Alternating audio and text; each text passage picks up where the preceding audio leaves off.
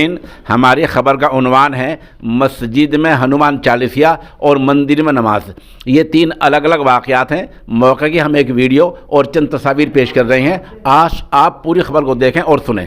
पहला वाक़या ज़िला बागपत के खेकड़ा इलाके का गांव विनेपुर का है, जहां बीजेपी लीडर मनुपाल बंसल ने वहां मस्जिद के इमाम की इजाज़त से मस्जिद में बाकायदा हनुमान चालीसिया का पाठ पढ़ा है। एक वीडियो सामने आई है जिसमें मौलाना अली हसन बाकायदा इजाज़त दे रहे हैं। इसीलिए वहाँ के पुलिस अफसर ने कहा है कि यहाँ कोई कार्रवाई नहीं हो रही है, क्योंकि ये हनुमान चालीसिया इमाम की इजाज़त से पढ़ा गया है। दरअसल पहला जो वाक़या हुआ है वो ज़िला मथुरा के नंद गांव के नंद बाबा मंदिर में हुआ है, जहां फैसल खां और उनके साथियों ने नमाज पढ़ी है।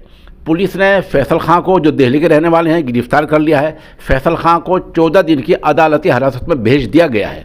फैसल खां का कहना यह है कि उन्होंने ये काम सद्भावना के तौर पर किया था। वहाँ आ रहे जा रहे बिरादरान वतन में से उनको किसी ने नहीं रोका है। लेकिन एसपी देहात सुरेश चंद्र ने बताया कि दिल्ली के रहने वाले फैसल खां और चांद मोहम्मद ने बग़ैर मंदिर की इंतज़ामिया कमेटी की इजाज़त के वहाँ नमाज पढ़ी है। इसलिए फैसल खां को गिरफ्तार कर लिया गया है और बाकी मुलज़िमों की तलाश जारी है।